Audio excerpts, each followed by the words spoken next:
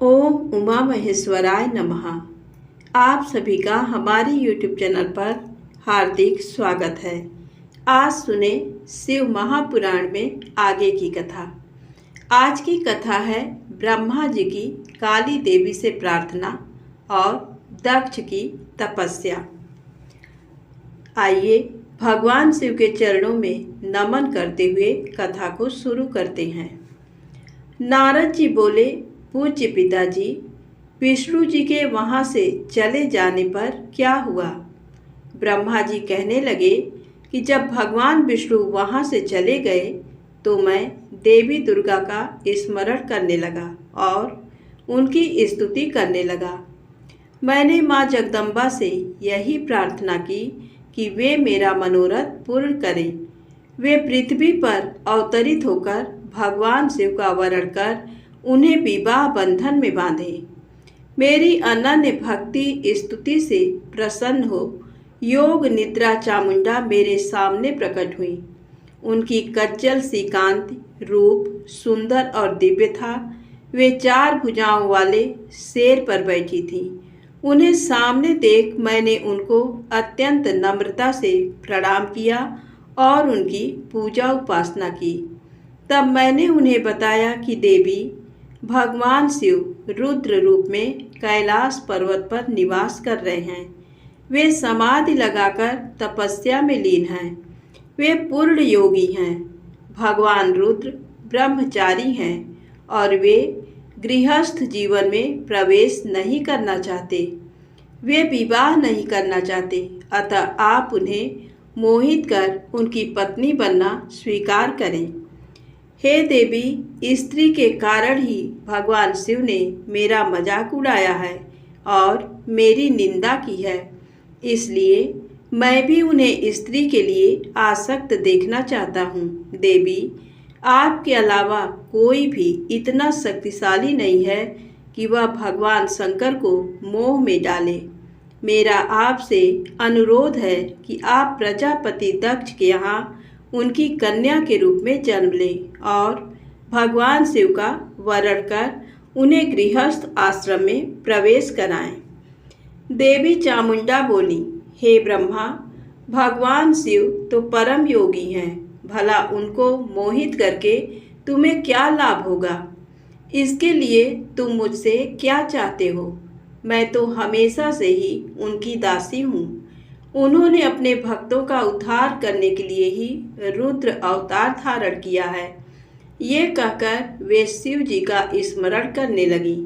फिर वे कहने लगी कि ये तो सच है कि कोई भगवान शिव को मोह माया के बंधनों में नहीं बांध सकता। इस संसार में कोई भी शिव जी को मोहित नहीं कर सकता। मुझ में भी इतनी शक्ति नहीं है कि उन्हें उनके कर्तव्य पथ से विमुख कर सकूं। फिर भी आपकी प्रार्थना से प्रसन्न होकर मैं इसका प्रयत्न करूंगी, जिससे भगवान शिव मोहित होकर विवाह कर लें। मैं सती रूप धारण कर पृथ्वी पर अवतरित होंगी। ये कहकर देवी वहां से अंतर्धान हो गई। नारद जी ने पूछा, हे ब्रह्मा जी, उत्तम व्रत का पालन करने वाले प्रजापति दक्ष ने तपस्या करके देवी से कौन सा वरदान प्राप्त किया और वे किस प्रकार दक्ष की कन्या के रूप में जन्मी? ब्रह्मा जी बोले, हे नारद, मेरी आज्ञा पाकर प्रजापति दक्ष क्षीर सागर के उत्तरी तट पर चले गए।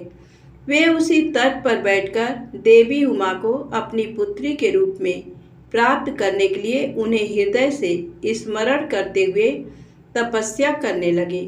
मन को एकाग्र कर प्रजापति दक्ष दृढ़ता से कठोर व्रत का पालन करने लगे।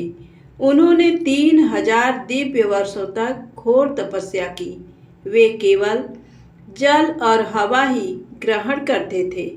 तत्पश्चात देवी जगदम्बा ने उन्हें प्रत्यक्ष दर्शन दिए। कालिका देवी अपने सिंह पर विराजमान थी। उनकी श्यामल कांति व मुख अत्यंत मोहक था। उनकी 4 भुजाएं थीं। वे एक हाथ में वरद, दूसरे में अभय, तीसरे में नील कमल और चौथे हाथ में खड्ग धारण किए हुए थीं। उनके दोनों नेत्र लाल थे और केश लंबे व खुले हुए थे। देवी का स्वरूप बहुत ही मनोहारी था। उत्तम आभा से प्रकाशित देवी को दक्ष और उनकी पत्नी ने श्रद्धा पूर्वक नमस्कार किया। उन्होंने देवी की श्रद्धा भाव से स्तुति की। दक्ष बोले, हे जगदम्बा, भवानी, कालिका, चंडिके, महेश्वरी, मैं आपको नमस्कार करता हूँ। मैं आपका बहुत आभारी हूँ जो आपने मुझे दर्शन दिए हैं। हे देवी, मुझ पर प्रसन्न होइए। ब्रह्मा जी ने कहा, हे नारद, देवी जगदम्बा ने स्वयं ही दक्ष के मन की इच्छा जान ली थी। वे बोली, दक्ष, मैं तुम्हारी तपस्या से बहुत प्रसन्न हूँ। तुम अपने मन की इच्छा मुझे बताओ, मैं तुम्हारे सभी दुखों को अवश्य दूर करूँगी। तुम अपनी इच्छा अनुसार वरदान मांग सकते हो। जगदम्बा की ये बात सुनकर प्रजापति दक्ष बहुत प्रसन्न हुए और देवी को प्रणाम करने लगे। दक्ष बोले, हे देवी, आप धन्य हैं। आप ही प्रसन्न होने पर मनोवांछित फल देने वाली हैं। हे देवी, यदि आप मुझे वर देना चाहती हैं तो मेरी बात ध्यान पूर्वक सुने और मेरी इच्छा पूर्ण करें। हे जगदम्बा, मेरे स्वामी शिव ने रुद्र अवतार धारण किया है, परंतु अब तक आपने कोई अवतार धारण नहीं किया है। आपके सिवा कौन उनकी पत्नी होने योग्य हैं? अतः हे देवी, आप मेरी पुत्री के रूप में धरती पर जन्म लें और भगवान शिव को अपने रूप लावण्य से मोहित करें। हे जगदम्बा, आपके अलावा कोई भी शिव जी को कभी मोहित नहीं कर सकता। इसलिए आप हर मोहिनी अर्थात भगवान को मोहने वाली बनकर संपूर्ण जगत का हित कीजिए। यही मेरे लिए वरदान है। दक्ष का ये वचन सुनकर जगदम्बिका हंसने लगी और मन में भगवान शिव का स्मरण कर बोली, हे प्रजापति दक्ष, तुम्हारी पूजा आराधना से मैं प्रसन्न हूँ। तुम्हारे वर के अनुसार मैं तुम्हारी पुत्री के रूप में जन्म लूँगी। तत्पश्चात बड़ी होकर मैं कठोर तप द्वारा महादेव जी को प्रसन्न कर उन्हें पति रूप में प्राप्त करूँगी। मैं उनकी दासी हूँ। प्रत्येक जन्म में शिव शंभु ही मेरे स्वामी होते हैं। अतः मैं तुम्हारे घर में जन्म लेकर शिवा का अवतार धारण करूँगी। अब तुम घर जाओ, परंतु एक बात हमेशा याद रखना, जिस दिन तुम्हारे मन में मेरा आदर कम हो जाएगा, उसी दिन मैं अपना शरीर त्याग कर अपने स्वरूप में लीन हो जाऊंगी। ये कहकर देवी जगदम्बिका वहाँ से अंतर ध्यान हो गई। अतः प्रजापति दक्ष सुखी मन से घर लौट आए। ब्रह्मा जी कहते हैं, हे नारद, प्रजापति दक्ष देवी का वरदान पाकर अपने आश्रम में लौट आए। मेरी आज्ञा पाकर प्रजापति दक्ष मानसिक सृष्टि रचना करने लगे, परंतु फिर भी प्रजा की संख्या में वृद्धि होती न देखकर वे बहुत चिंतित हुए और मेरे पास आकर कहने लगे, हे प्रभो, मैंने जितने भी जीवों की रचना की है वे सभी उतने ही रह गए, अर्थात उनमें कोई भी वृद्धि नहीं हो पाई। हे तात, मुझे कृपा कर ऐसा कोई उपाय बताइए जिससे वे जीव अपने आप बढ़ने लगें। ब्रह्मा जी बोले, प्रजापति दक्ष, मेरी बात ध्यान पूर्वक सुनो। तुम त्रिलोकीनाथ भगवान शिव की भक्ति करते हुए ये कार्य संपन्न करो, वे निश्चय ही तुम्हारा कल्याण करेंगे। तुम प्रजापति बीरड़ की परम सुंदरी पुत्री असिकनी से विवाह करो और स्त्री के साथ मैथुन धर्म का आश्रय लेकर प्रजा बढ़ाओ। असिकनी से तुम्हें बहुत सी संतानें प्राप्त होंगी। मेरी आज्ञा के अनुसार दक्ष ने बीरड़ की पुत्री असिकनी से विवाह कर लिया। उनकी पत्नी के गर्भ से उन्हें 10,000 पुत्रों की प्राप्ति हुई। ये हरियश्व नाम से जाने गए। सभी पुत्र धर्म के पथ पर चलने वाले थे। एक दिन अपने पिता दक्ष से उन्हें प्रजा की सृष्टि करने का आदेश मिला। तब इस उद्देश्य से तपस्या करने के लिए वे पश्चिम दिशा में स्थित नारायण सर नामक तीर्थ पर गए। वहाँ सिंधु नदी व समुद्र का संगम हुआ है।